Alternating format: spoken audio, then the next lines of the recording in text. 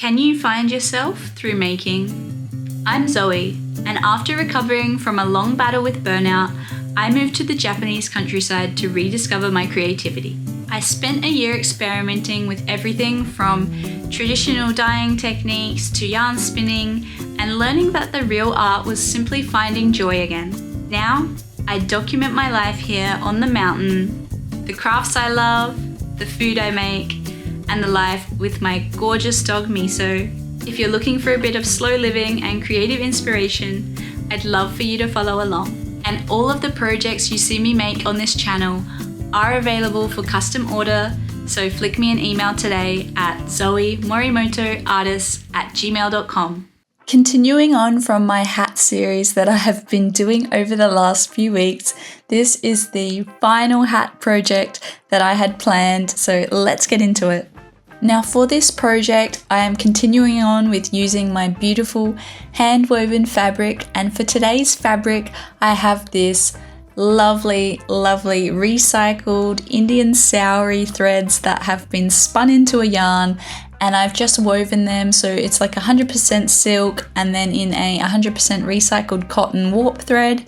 So it just has this beautiful texture, and it's just so colorful and happy, and it just brings me so much joy looking at this fabric. Now for me personally, I do love my fabrics to have a little bit of a textural or kind of interesting thing rather than just being straight flat.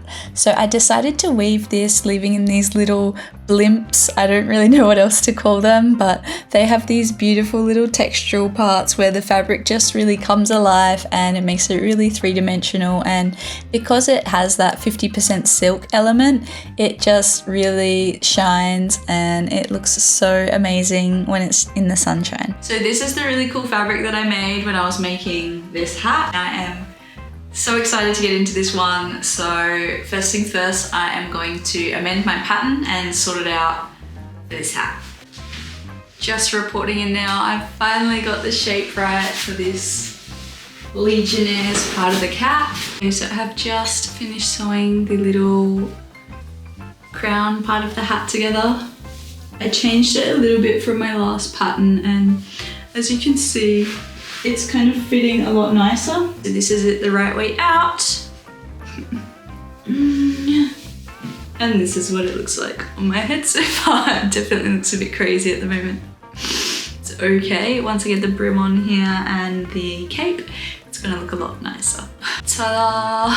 So this is what we have so far. I'm really happy with this part. As you can see though, it's a little bit long. So I just kind of kept this from the crown of the old hat, and you know, sometimes I actually prefer not to like measure it out and just stitch it on so that I could get this shape that I wanted here perfect and just kind of like drape it, even though it's not really draping, but just kind of attach it and then change the shape from there, because then I can just get it all done in one go rather than going back and forth. So yeah, sometimes I just like to do it this lazy way, if you will. But yeah, this is kind of it. I'm going to just make this stop here and then obviously fix up the curve here. And then once we get the brim happening, this brim, I reckon it's gonna look really awesome. So just a little reminder, this is the exact prototype for the hat. So it's going for more of a shorter Legionnaire's vibe. And yeah, this one has the wire, and I actually did the full prototype proper this time. I didn't get lazy halfway through, so hopefully it should work out quite nicely.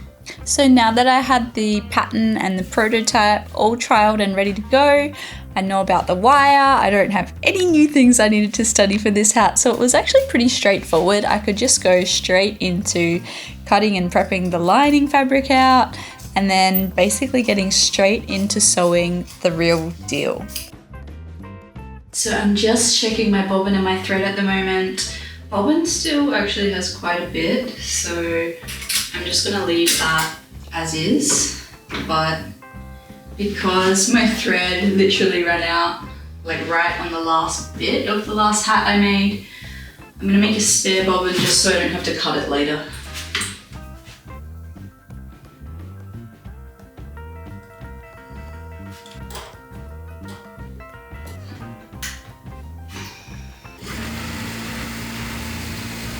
thread up the machine.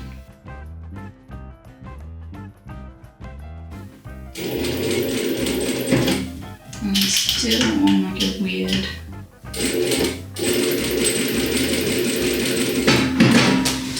Okay, seems to be all fine. So now that my machine was all threaded and ready to go, it was pretty straightforward. I had my little lining piece of fabric cut out, so I have to do this so that the fabric doesn't just unravel and kind of fall into nothing. Because it is very loose hand-woven fabric, it does tend to fray very easily, so I usually put this calico backing onto it just to kind of stabilize it and then make sure that, you know, it kind of stays together while I'm sewing it at least.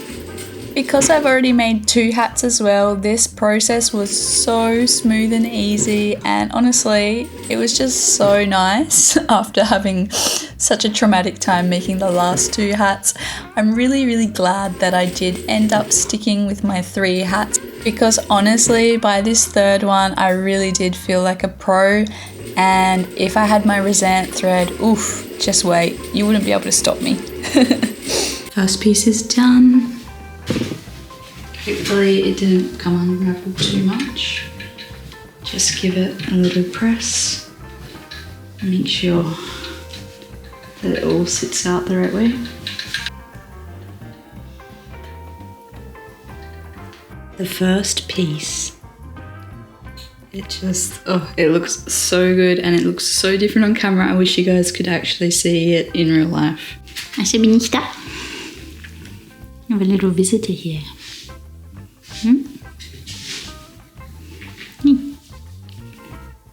You're helping me out with my hat.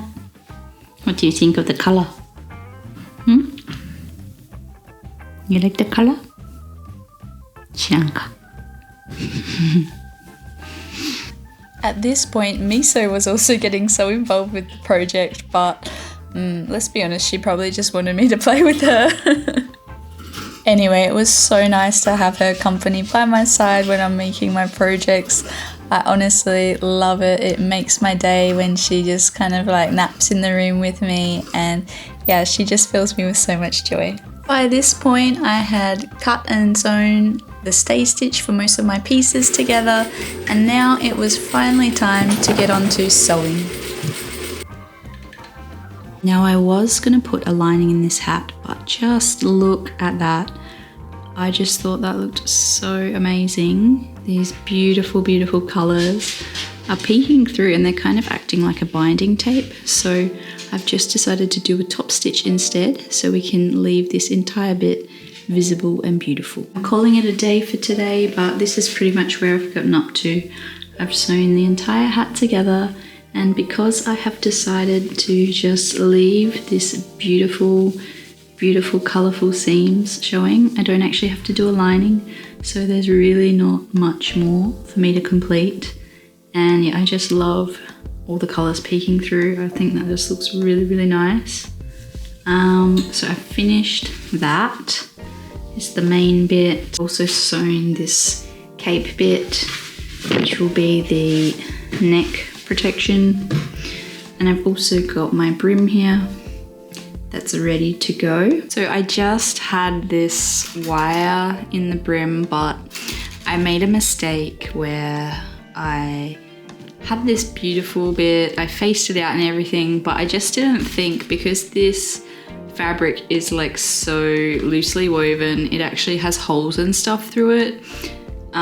So the wire will basically have the opportunity to kind of poke out, and I was just gonna leave it, but I always just get mad at myself later when I'm lazy, because I could have easily fixed it now, whereas once it's all together, I'll eventually get so annoyed by it that I'll take it all apart, whereas I should have just done it at this stage. So this time I'm gonna have to unpick this whole thing and add like another layer onto here or something like that. So I'm just gonna bite the bullet and not be lazy right now, because I know it'll just frustrate me every time I wear the hat. And yeah, I'll just kind of be thinking, especially if it gets like rusty or anything, and it was actually like really hard to get the wire in there too. So alas, here I am unpicking slowly but surely. So onto the unpicking we went, but after I had finished the unpicking, I came up with a really nice discovery. I'm quite lucky because I've just finished unpicking this and I've realized that if I just make an insert that's the same size of this without the seam allowance, which I actually have the pattern already made for, because originally I was going to put those plastic brims inside, but I needed the post bed machine to sew it properly because this was just getting like jammed up in there. But I already have the pattern piece and I knew I didn't want to throw it out just in case of one reason. So if I just make a like little insert, that way this will be protected, and then I can just do the 1 centimeter seam around the brim and I'll have the little dip for the wire to slide into and everything will work out. And I'm just so glad I don't have to unpick the whole thing because this fabric is so fragile, and yeah, once you've sewn it, you basically like do not want to unpick it because it'll just fray more and more and the bits around the edges and stuff start to become unwoven. So it's kind of like you only really get one chance with this loose woven fabric, but it looks so good. So just can't say no to that. Like I just love this hat so much. So I'm so happy. Here is said pattern piece. Ta-da! The new pattern piece here. So I wasted no time and got straight into stuffing this new piece in, as well as sewing it together. And oh my gosh, I'm just so glad I did because the results just made it look so professional and like a hat that you would buy in the store. And I'm really glad I wasn't lazy because yeah, it just would have frustrated me and I probably wouldn't have worn the hat, to be honest. There's our moment of truth, which is threading the wire back in, and hopefully it threads in nice and smoothly this time. Just like that, we are finally done. We're back to where we meant to start. Got my thing, got the wire in it, and now I have the relief that it's got a cover on it, so it's not gonna poke through. Got the brim on now, so it's starting to actually look like a hat, which is quite exciting. The fit is really good on this one too. Take my glasses off. So because the fabric is not as thick as the saori hat, it actually feels a lot better. It's still got a bit of space, so yeah, exciting. This hat is so crazy and colourful. We are so close to finishing now too. I've just finished putting the cape on, so let's try this bad boy on. So here's the hat.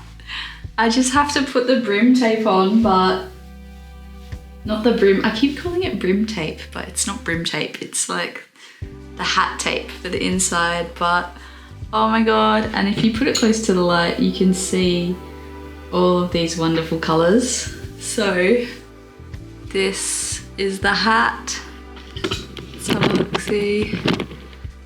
All of those wonderful, beautiful colors coming through. And when I'm in the rice field later this year and it's like super sunny, they will all just like twinkle more in the sun, which is the best part about this hat. And it's actually perfect because it like doesn't hit my shoulders. If you're going like this, it would be a problem. But if you're just kind of there in the rice field, it should be pretty good. Anyway, I think I might convert. I think I love making hats. I was hating it a few weeks ago, but I finally figured it out, so I like it now. Isn't it funny? And I also find this really funny. The character in Japanese for fun is the same as easy. So it's like when you find something easy, it's fun. And when it's difficult, it's not fun. So now I just had one last thing to do, which was to just dye this hat tape a little bit down. As you can see, the color was just super stark and white, and my calico was kind of like undyed cotton. So I just used a little bit of kakishibu to tone it down. Here is the hat tape. And as you can see, I've just done it the super lightest color with the persimmon dye. I don't actually want to dye it. I just kind of want to tone down the stark whiteness a tiny bit, and because this isn't synthetic, I don't even know if the dye will stick, but I just think that even in synthetic stuff, the red and a blue, like it'll always leave a slight tinge, and that's kind of like all I want for this. So I'm quite happy with that. Just so it kind of matches the calico a bit better than this super stark white. So I'm gonna have to put this one down now and kind of wait until this dries. It's meant to be really warm weather today and tomorrow, so hopefully I'll be able to stitch it onto the hat tomorrow. Spent the morning at a few different fabric stores, and about $200 later I have got my next batch of supplies. I had my next download for what to make when I was almost finished making this hat yesterday. I've just finished sewing the final bit of hat tape to this hat. As you can see, there it is. It was a little bit tricky because this fabric kept catching on the feed dogs, and then the thread I was using kept snapping as well. I was having a bit of trouble because the hat, it does get quite bulky on some of the seams because I've got the outer layer, I've got the seam, and then I've also got this hat band, but that's kind of like how you can get the really nice finish on here. So anyway, the hat is finally here, so let's try it on, because this is probably going to be my new favorite hat. I mean, just check it out. It is so colorful and so beautiful, and it actually has quite a decent sun protection. I altered the shape so that, as you can see here, it doesn't get in the way of the shoulders, so I still have like full range of motion. If I went like that, I could potentially get a little bit sunburnt, but nothing too crazy. I fixed the problem with the ears, so now my ears are completely covered. It comes kind of like here, and yeah, it's just a really kind of comfortable shape, and I can see why they do this kind of shape for little school kids, at least in primary school in Australia anyway. Anyway, I hope you guys have enjoyed the process of this. I really am kind of having hat fever at the moment. The only tricky part I would say about making hats is that the thread kind of snaps on the bulky parts. Anyway, I hope you enjoyed this journey with me. I'm so happy with the results of this hat. And yeah, I'm just so glad I stuck with my little hat making journey. It definitely was a learning curve, but now I can make hats. So of course, if you do want to order one of these hats for yourself, just send me an email at zoemorimotoartist@gmail.com. It's in the description below. Thank you so much for watching, and we'll see you in the next project. Bye!